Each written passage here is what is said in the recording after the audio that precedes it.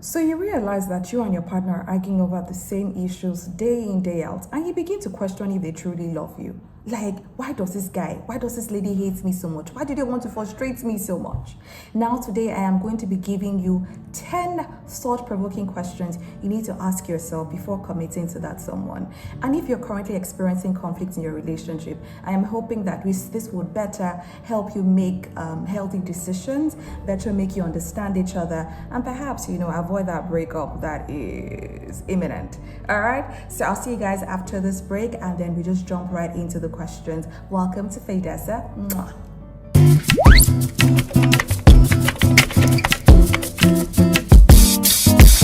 Number 1, does my partner have the right to snoop through my phone, or is privacy key in a relationship?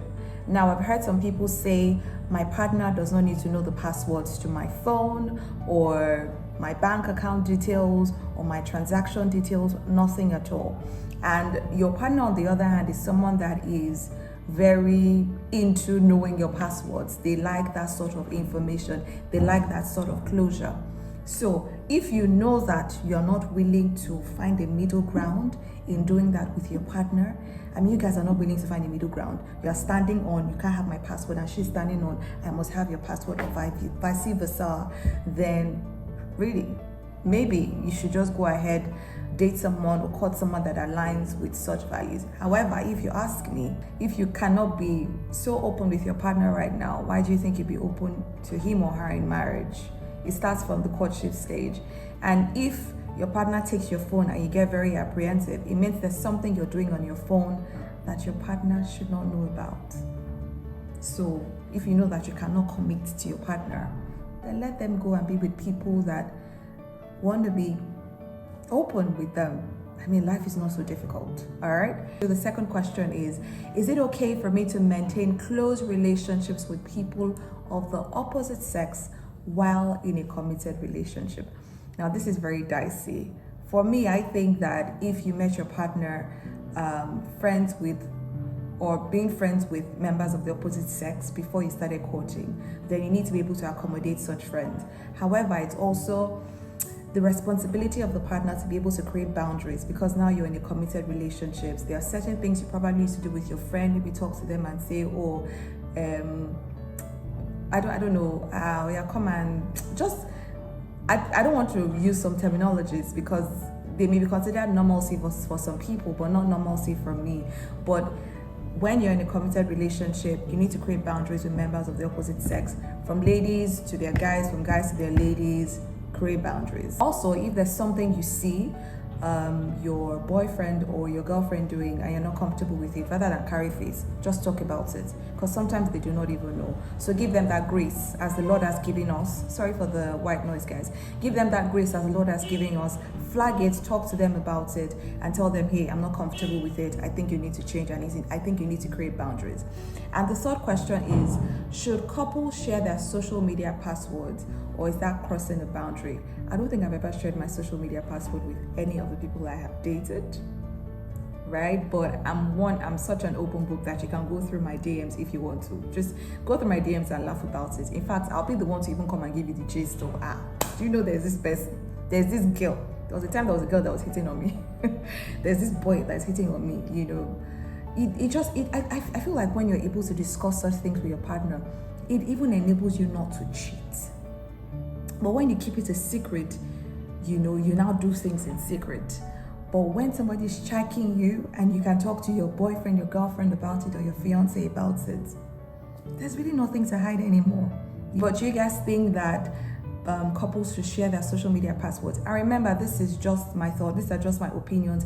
I really want you guys to tell me, Number 4, can a relationship survive without trust? And how can it be rebuilt once broken? We go on a quick break, and when we return, I'll give you more questions that I need you guys to engage on. And see you right after this. Okay, so number 4, again, I'm going to repeat the question. Can a relationship survive without trust, and how can it be rebuilt once broken? Now, again, I mentioned God's grace is always available for us. But when you hurt your partner, understand that it's going to take a while for you to rebuild that trust. And even on days when they're smiling at you, today they may smile at you, tomorrow they are franking or frowning their faces at you. That's because trust has been broken. So you need to stay in that humility space and understand that you have hurt them and it will take a while. And what you should do every day is reassure them, not through words, but through actions, on how you are willing to rebuild that trust. For some people, before we get into relationships, we say certain things are deal breakers for us. But we realize that when we get into relationships, you know, they say get into relationship, you're having forgiveness in your heart. Before your partner hurts you, you're already forgiving them. But sometimes that hurt is so deep that you don't even know how to forgive, but you know that you should, because then again, the Lord Jesus Christ died on the cross of Calvary for the remission of our sins. But for instance, your partner cheated on you, and then guys, ladies, when your partner cheats on you and they're asking you for details of the person that you cheated on them with, say it all.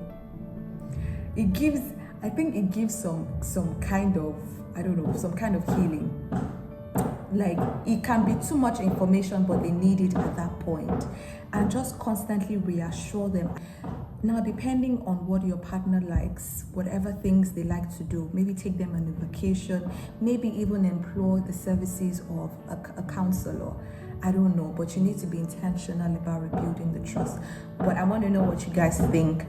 Number 5 is, what are your thoughts on your partner having a best friend of the opposite gender? Personally, I'm not comfortable with that. I am not comfortable.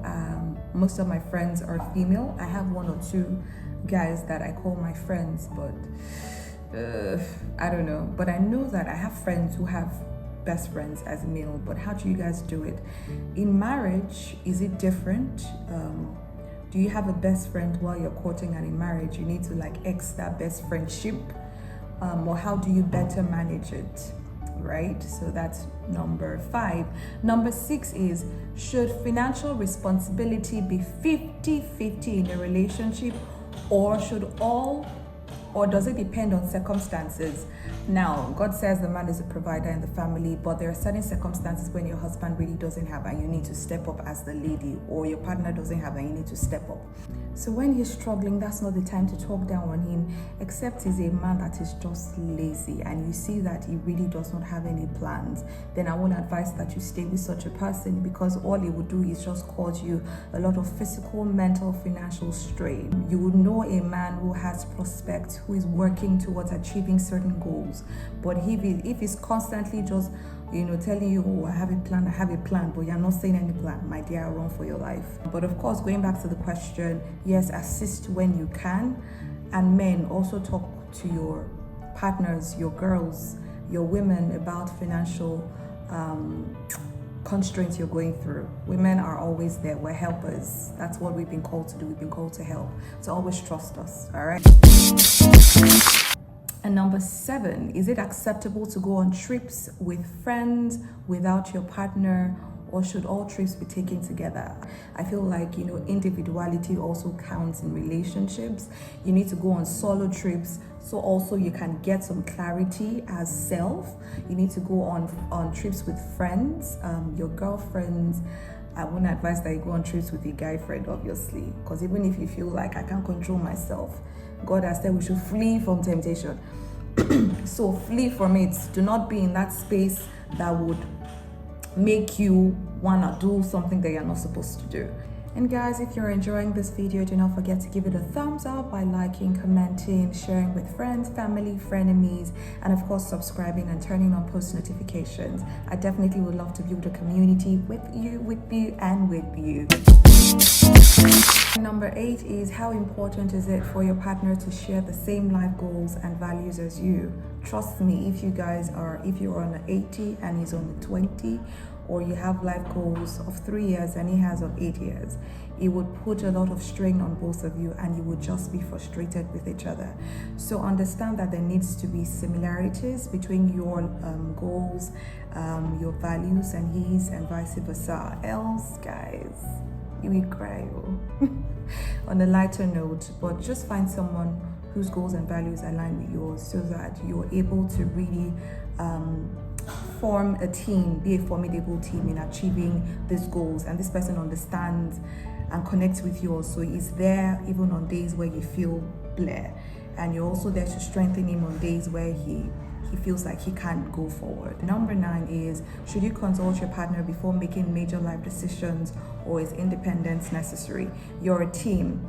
Now, I know that we're talking about courting, yeah, but you're going to get married to this person, so it's best to start asking him certain questions. And bear in mind that you asking your partner questions also makes your partner feel like his or her opinion is valued, and that you also understand that the beauty of perspective is key. You're not just seeing things from your own perspective, but you're also seeing things from your partner's perspective, which makes you or aids a better decision. And aiding a better decision doesn't mean that you're asking your partner means that you need to, make the decision that your partner made, right? Or you need to follow through what your partner said. It just makes you view your angle, their angle, and then make a decision.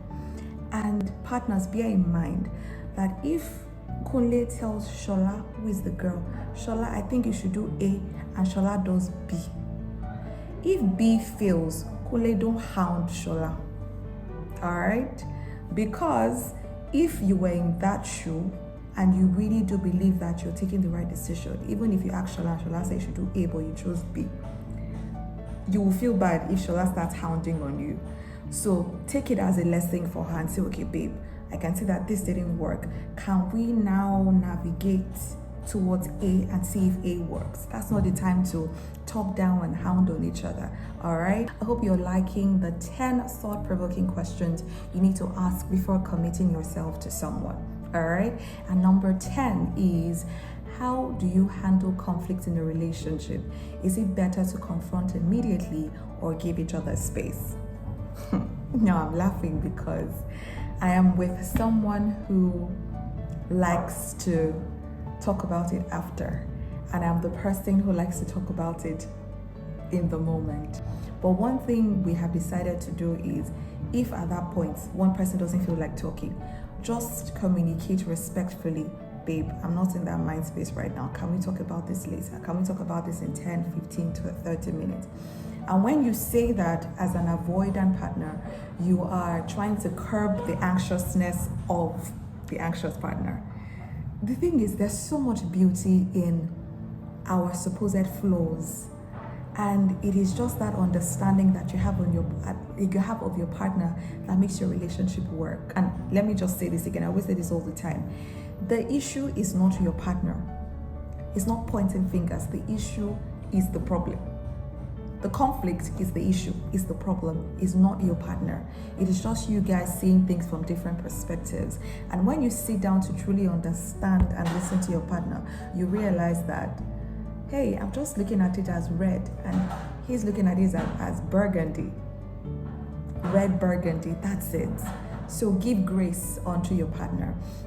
Now, these are my 10 thought-provoking questions to ask before committing yourself. I really want to know your thoughts. I really want to see your answers. What do you guys think? Do you think there are other questions that I missed out? And definitely, if you like this content, please remember to like, subscribe, comment, engage, share with family and friends. Until I come your way again, live, love, be happy always. You only live once. So that person that you're fighting with right now, go, and make up with them. Remember, it's not your partner, it is the issue that you both need to tackle. I love you guys so much, and it is bye for now.